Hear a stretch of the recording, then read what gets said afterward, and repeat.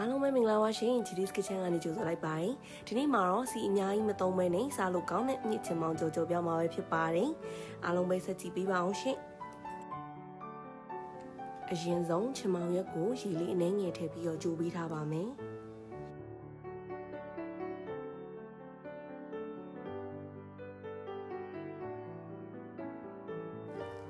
မြစ်ကိုတော့နူးညံ့ပြီးတော့အရာသာပိုဝင်စီရန်နဲ့အစိတ်အတောက်တွေဖြစ်စီရတဲ့ဓာတ်တွေကိုဖယ်ရှားပေးဖို့အတွက်15မိနစ်20လောက်အရင်ဆုံးပြုတ်ပြီးမှချက်တင်ပါတယ်။အိုးပူလာပြီးဆိုရင်စီအနေငယ်ထည့်ပါမယ်။ပြီးရင်တော့စက်သွန်ဖြူစက်သွန်မီထောင်ထားတဲ့ဟာထည့်ပြီးတော့စီတက်ပေးပါမယ်။နွေးမုံအနေငယ်ထည့်ပါမယ်။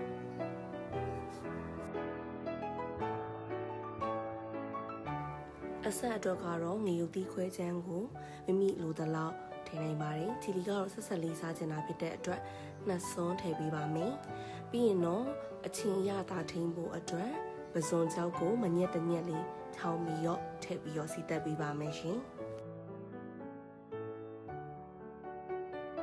စီတက်ပြီးအယောင်လေးပြောင်းလာရင်တော့ခုနကပြုတ်ထားတဲ့မြစ်ပြုတ်လေးကိုအရင်ဆုံးထည့်ပါမယ်။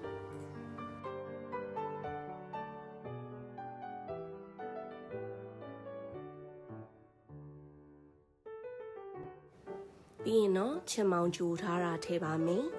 ။အရသာအနေနဲ့ကတော့အချင်းထိန်ဖို့အတွက်ငပိရည်လေးအနှဲငယ်ထည့်ပေးပါမယ်။ပြီးရင်တော့ငါးငံပြားရည်အချိုမုံဒါမှမဟုတ်အသားမှုန့်ထည့်ပေးရပါမယ်။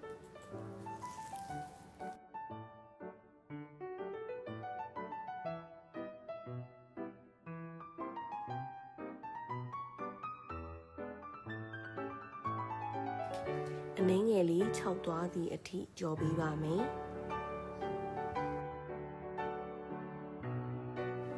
အိုးချကနေရင်တော့ငရုတ်သီးစိမ်းလေးဖြူပေးလိုက်ပါမယ်။